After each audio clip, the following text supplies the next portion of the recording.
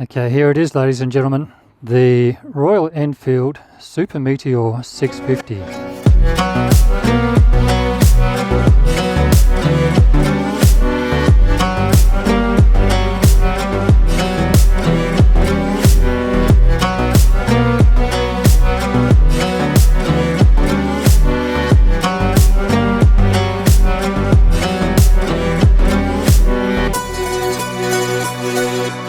A bike I've been wanting to ride for ever since I saw it released. Actually, it's a bike that is more cruisery in nature, in its position forward mounted pegs, a bit more upright bars, and a comfortable seat. Just sitting on the bike, it's instantly a very comfortable riding position. Clutch feels nice and light. Brakes have got a good feel to the lever there. Let's get riding and then we can chat about the bike. Got a little tripper there, built with Google. Okay, so that's a little, I think that's a little GPS-y sort of thing. And then we've got these, okay, they're pretty fine. The information on here for my eyes. So what's that? I think, is that the gear position there, that one? Let's see. Yep. So that's the gear position indicator right there. Okay. Let's fire it up. Ah, okay. I was going to switch it on and then press the button, but that actually starts it. Here we go. Fires straight to life. 650cc. Parallel twin. Let's just let it warm up a little bit. Neutral is very easy to find. I'll adjust the mirrors. As you can see, we've got a very windy day today. So we'll see how she goes out on the highway in this wind. I do like the shape of these grips. I like the barrel shaped grips. I tend to find them a lot more comfortable than just straight flat grips. Let's go. Putting in the first, I barely felt that, so there's no clunk, nice and easy to take off. Now I've just got off the Indian Scout and I purposely wanted to test these two bikes back to back because I feel they're in the same category really when it comes to ergonomics and, you know, intended riding purpose and things like that. Instantly, this is feels like a much easier bike to ride than the Indian Scout. Not saying the Scout's a hard bike to ride, but instantly, this just feels so much easier. It's just very light on its feet. I think it's the way to describe it. And like where the Scout, you know, the clutch was biting instantly as soon as I let it off the bar. I've got a bit of time to sort of let the clutch out.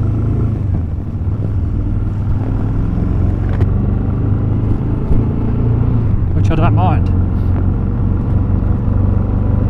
No self-cancelling indicators.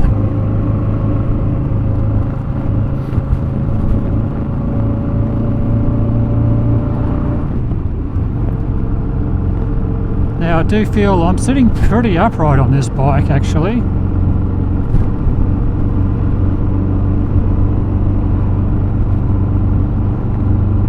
To the point where even at, what are we at, 60 kilometres an hour, which is about 37 miles an hour, I feel that I can feel a little bit of pressure on my fingers, like I'm just sort of hanging off the bars a little bit, which is very cruisery. And very comfortable at these sort of speeds, but once you get on the highway, it might you might want to be a little bit more forward, leaning into the wind, just to give yourself a little bit of a break.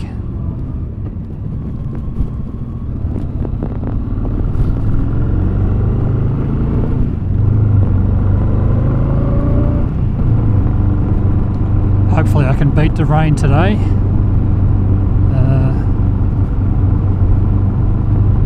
Tomorrow is the first day of winter here in Australia, and yeah, we're coming into that time of year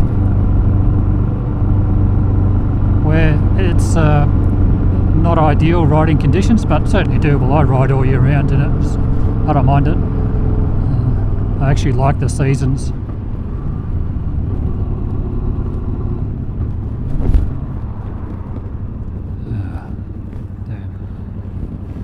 Missed that light. Okay, now I'm just looking down at this dash here. Yeah, my gear I can see is clearly to the time odometer. Yeah, I can make that out. I think if your eyes were better than mine, you'd have no problems at all. We also get the time here. I'll have to ask Mark about what the go is with this. Is it just Bluetooth to your phone, I assume? And then it gives you directions on here. I'm not sure how that works. I'll have to ask Mark. Now, just thinking about this as a beginner bike, and yeah, I'd say no problems at all as a beginner bike.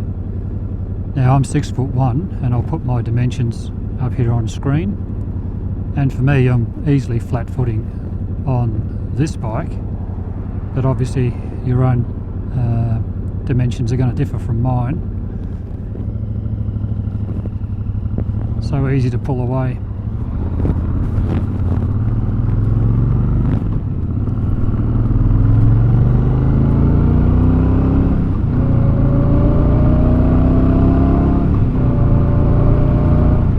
Now when I say that was nice and easy and effortless, just getting up to speed. And that's what I like about the Royal Enfield parallel twin 650 engine. It's a really sweet little motor. It's a sweet little engine, and it just does everything effortlessly. It's like it doesn't boast big horsepower figures or big torque figures, but you know, it's still satisfying to ride. Now, do I have a tacho? I don't think I do. Well, there's a little switch here. What does that do? I'll have a look in a minute.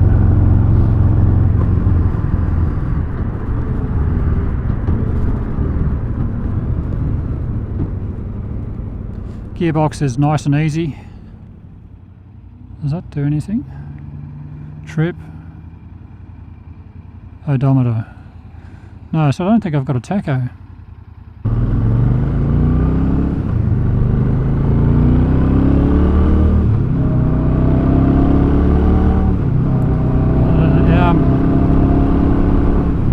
Very willing little engine.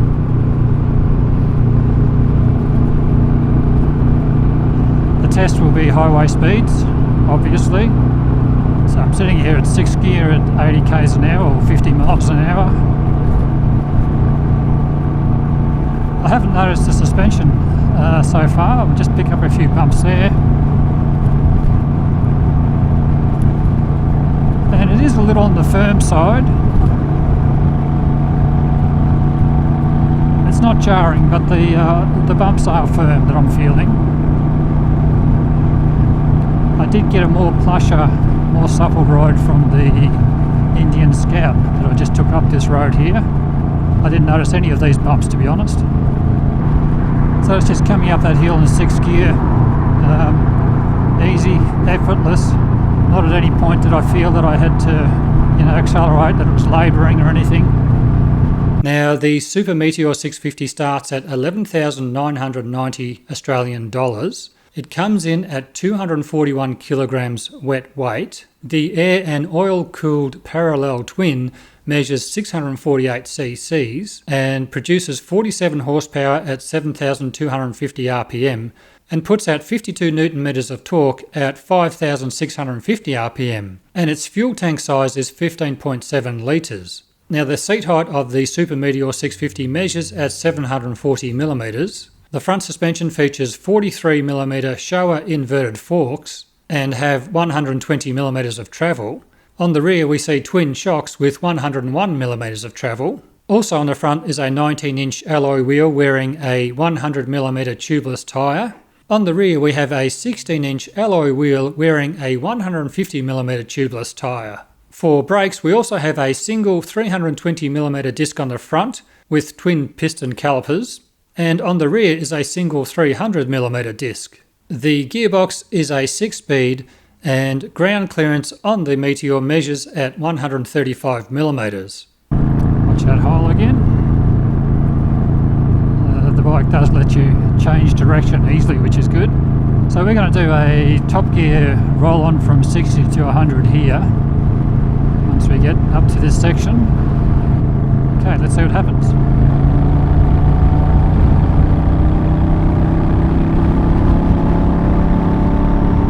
Yeah, it does labour a little bit. I think I would definitely want to go down a gear to get the most out of there. Where in the Indian Scout I could just roll it on top gear, I felt I could, no problems.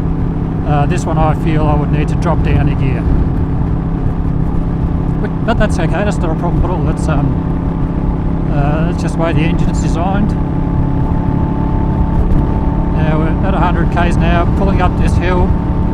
It's fairly windy today. I've got a crosswind at the moment. It's actually coming, I think it's coming, it's a tail crosswind, so it's probably coming across there. So right now I'm feeling quite comfortable. You know, I could travel away on this without a screen.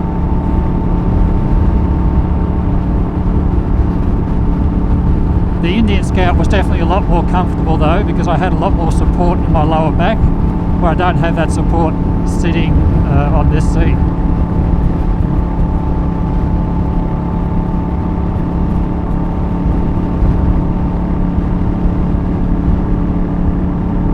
Certainly a very capable highway bike though, no problems at all.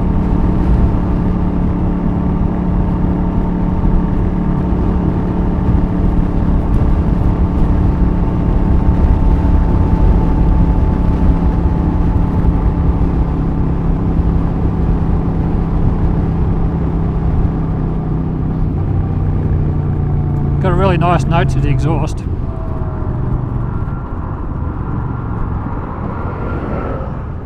Gearbox is nice and slick, coming down through the gears. No scrapage.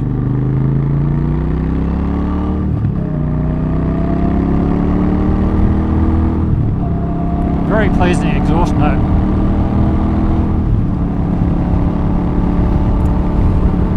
Yeah, these parallel 650s from Royal Enfield are fantastic little engines. I'm a big fan. Got a lot of character. I love the way they develop their power and their torque, and they sound great when they're got a bit of revs up on them.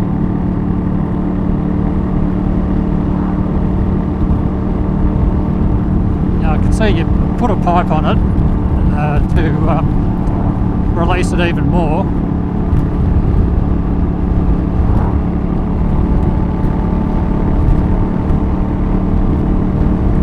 Taking the same route I took with the Indian Scout, so I'm definitely noticing the bumps a lot more on this bike. They're not jarring, but they're harder. You can hear it in my voice. Like I haven't bottomed out or anything like that. It's just it's definitely a harder ride than what I was experiencing on the Indian Scout.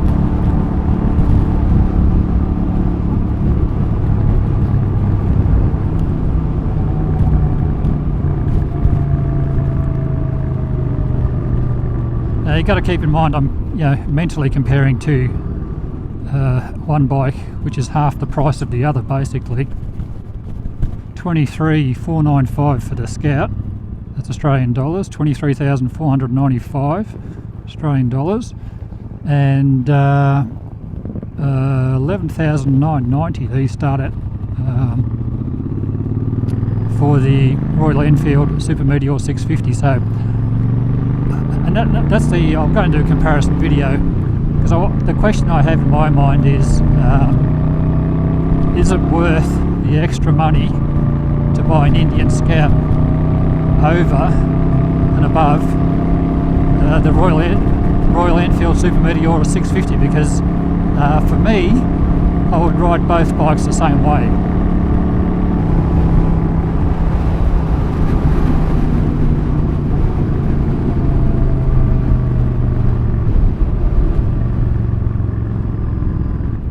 Riding into the wind in that section, you do feel like a little bit of a sail, but it's not too bad, and it wouldn't need much of a screen just to give you a bit of a break, you know. I think you'd only need something a little bit larger than a fly screen would probably be enough for me, you know. If I was doing a lot of longer touring than maybe a bigger screen, and I do see there is options. You can really kit these bikes up for long range touring.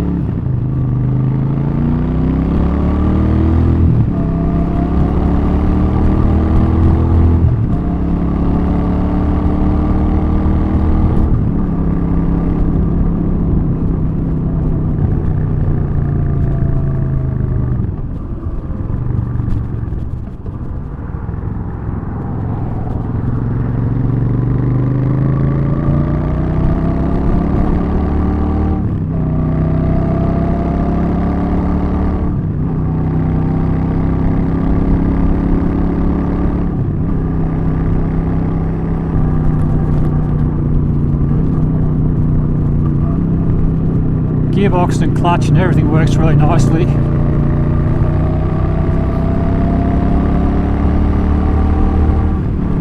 Very slick, up and down. Very confidence inspiring. What a pleasure to ride this bike is.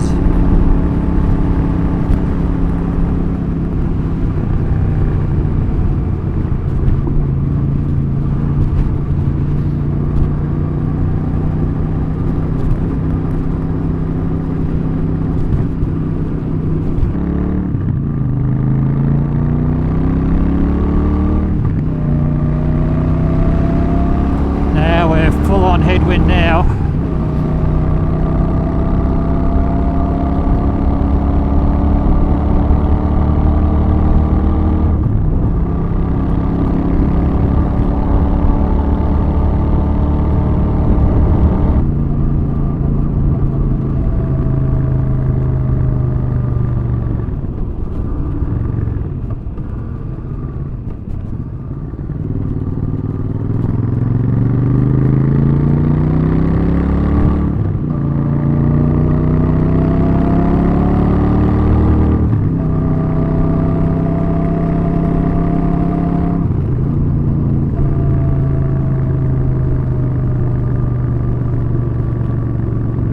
Got a separate recorder recording exhaust note. Hopefully the battery hasn't gone flat, but if it has, I hope you are picking up what I'm hearing through this lav mic, because yeah, it's very pleasing. And to be honest, I don't think I would put an exhaust system on this. I'm quite happy with what I'm hearing straight out of the box, and it's only going to get better on a day that's not so windy, because you know I'm getting a lot of wind noise. So yeah, the exhaust is very surprisingly notable, because normally bikes are sort of muted right down for compliance, but I can hear this this engine beautifully through these pipes, the stock pipes that is. Just dropping down gears, just very slick, very sweet. The way the clutch works with the gearbox is really nice.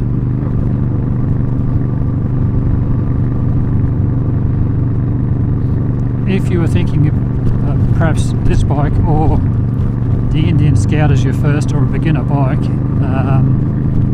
I would say go this. It's a lot easier to ride than the Scout for a beginner.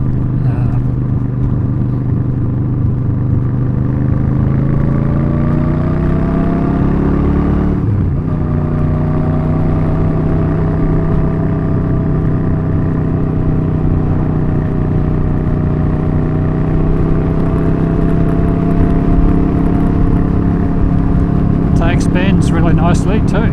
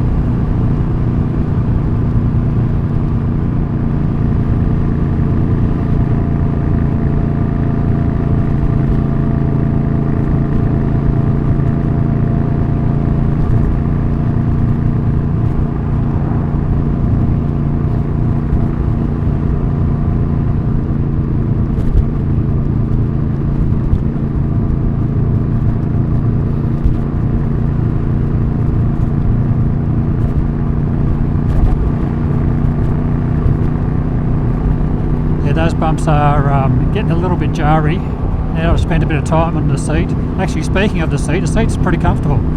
Actually, the seat's very comfortable. No problems there. I do miss having that extra lumbar support I get on the Indian Scout.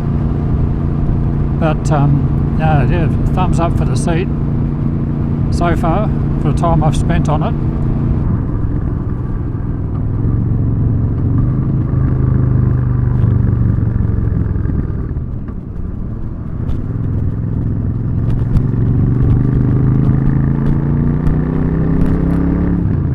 It's a fun, agile little bike to ride,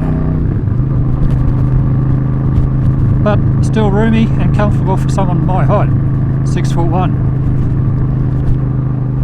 Now I think the pegs are in a really nice position. It's like the Scout, I can just put my heel on the peg and move my foot around, so I can ride it like that, or I can ride it like that, or I can put it in the middle of my foot. So on a longer trip, you know, you've got a bit of room to sort of pick up different positions, which I like. So overall, I'm giving the Royal Enfield Super Meteor 650 a definite thumbs up, especially if you're new to motorcycling or a beginner and just getting going. But even if you're a returning rider and you haven't ridden anything for a while, for quite a few years, and you're looking for something that's got a bit of spirit to it, you know, it's got a bit of character to the way the engine delivers its power and the sound, but still a very nice, easy bike to ride, then yeah, this is a bike you should look at for sure.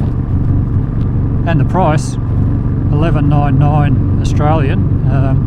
Compare it to in your own country, but I'm sure that when you compare it to other bikes in similar categories, you'll see that's a really, really good buy.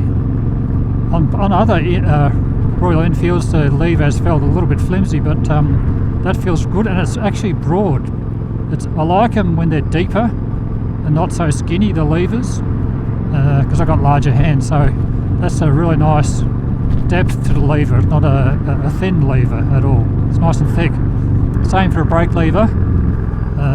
Looks like neither are adjustable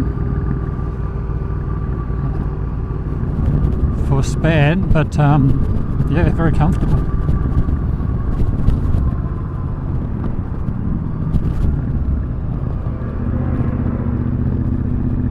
You can just tootle around quite nicely, calmly, relaxed. The sun's starting to come out.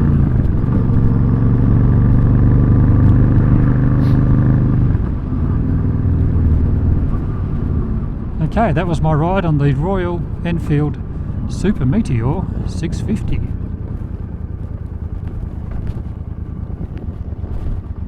I might just I'll put in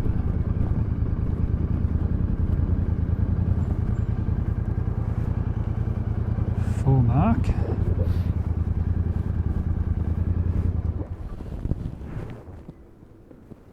Again, side stand very similar to the Indian Scout location actually. Nice and easy to get to.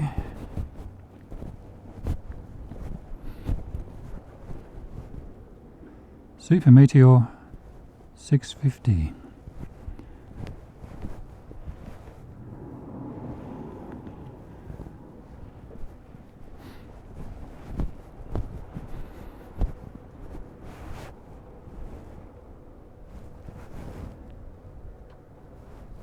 Neutral is nice and easy to find.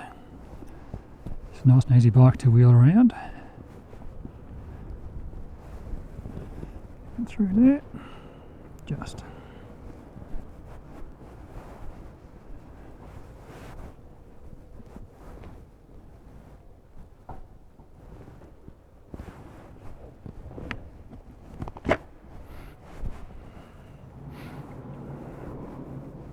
Well, I hope you enjoyed my little test ride of the Super Meteor 650 from Royal Enfield.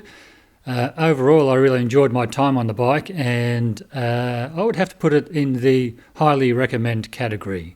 Now, coming up very shortly, I have my Indian Scout test ride video. I test ride the Scout on the same day. And then following that, I will have a comparison between the Indian Scout and Super Meteor 650. And also this week I'll be test riding the Indian Challenger, so look out for that video as well. If you've made it this far, thank you so much for watching. As always, thank you for your continued support. And until next time, bye for now. Oh, and here's a couple of videos you might be interested in. See ya.